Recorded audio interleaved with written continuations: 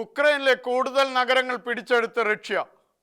കിഴക്കൻ ഉക്രൈനിലെ പ്രധാന ലോജിസ്റ്റിക് കേന്ദ്രമായ പോക്രോവോസ്ക് നഗരവും വടക്കുകിഴക്കൻ ഭാഗത്തുള്ള വോവോചാൻസ്ക് നഗരവും തങ്ങളുടെ സൈന്യം പിടിച്ചെടുത്തതായി റഷ്യ അറിയിച്ചു.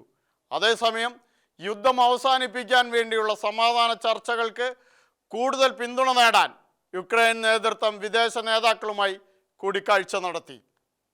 കിഴക്കൻ യുക്രൈനിലെ ഒരു പ്രധാന സൈനിക ലോജിസ്റ്റിക് കേന്ദ്രമായ പോക്രോവോസ്ക് നഗരവും വടക്കുകിഴക്കൻ ഭാഗത്തുള്ള വോവ്ചാൻസ്ക് നഗരവും തങ്ങളുടെ സൈന്യം പിടിച്ചെടുത്തതായി റഷ്യ അറിയിച്ചു. റഷ്യ പിടിച്ചെടുത്തതായി അവകാശപ്പെടുന്ന ഡൊണെറ്റ്സ്ക് മേഖലയിലെ ഒരു പ്രധാന ഗതാഗത കേന്ദ്രമാണ് പോക്രോവോസ്ക്. യുദ്ധത്തിനു മുൻപ് ഏകദേശം 60,000 നിവാസികൾ ഉണ്ടായിരുന്ന പോക്രോവോസ്കിൽ സമീപമാസങ്ങളിൽ റഷ്യ തീവ്രമായ ആക്രമണങ്ങൾ നടത്തിയിട്ടുണ്ട്. റഷ്യയുടെ ആക്രമണത്തെ ചെറുക്കുന്നതിനായി കഴിഞ്ഞ മാസം യുക്രൈൻ പ്രത്യേക സേനാവിഭാഗങ്ങൾ ഉൾപ്പെടെയുള്ള കൂടുതൽ സേനയെ നഗരത്തിലേക്ക് അയച്ചിരുന്നു. എന്നാൽ നൂറുകണക്കിന് റഷ്യൻ സൈനികർ നഗരത്തിലേക്ക് നുഴഞ്ഞുകയറി. സംഘർഷം അവസാനിപ്പിക്കുന്നതിനായി ഫ്ലോറിഡയിൽ യുഎസും യുക്രൈൻ ഉദ്യോഗസ്ഥരും തമ്മിൽ ഉന്നതതല ചർച്ചകൾ നടന്നതിന് തൊട്ടുപിന്നാലെയാണ് റഷ്യ ഈ അവകാശവാദം ഉന്നയിക്കുന്നത്.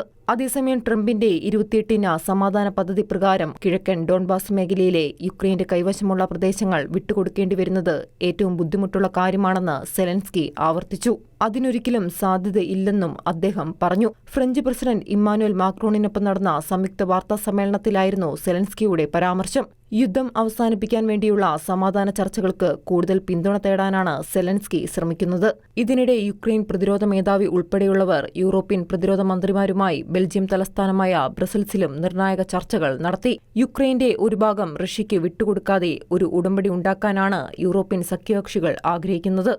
Russian president Vladimir Putin Soviet സാമ്രാജ്യം പുനഃസ്ഥാപിക്കാനുള്ള ശ്രമം ഉപേക്ഷിച്ചാൽ സമാധാനം അതിവേഗം സാധ്യമാകുമെന്ന് ഫ്രാൻസും പറഞ്ഞു. International desk Shikeena news.